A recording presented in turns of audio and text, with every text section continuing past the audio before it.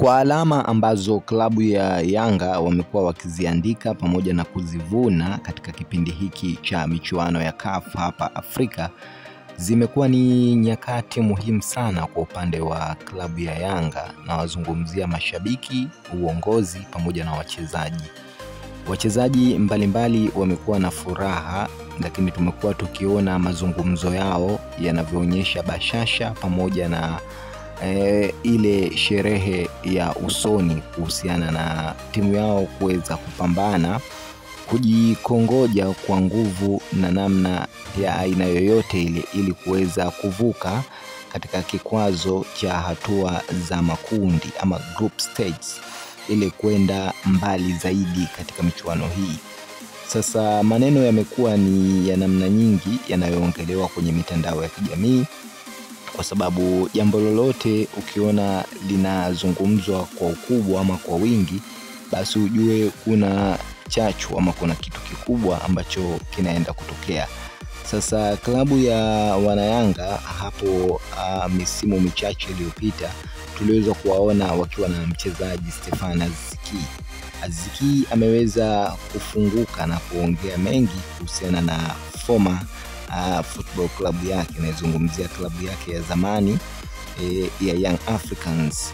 Aziz amezungumza mengi kulingana na vile ambavyo anaifahamu na kuijua Yanga vilivyo kwa kipindi ambacho ameweza kuhudumu kwenye klabu hiyo ya Yanga.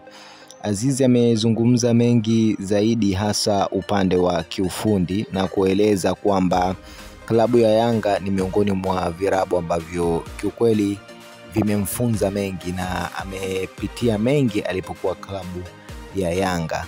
Lakini pia yeye anavyoona kwa mtazamo wake pamoja na tekniki zake za kiufundi, anaona kabisa Yanga itafika mbali sana katika michuano hii ya CAF. Na sababu kubwa ni uwekezaji wa techniques pamoja na mbinu bora, formations za wachezaji. Zote hizo zinachangia klabu ya Yanga pengine wakafika finali katika kipindi cha michuano hii ya CAF.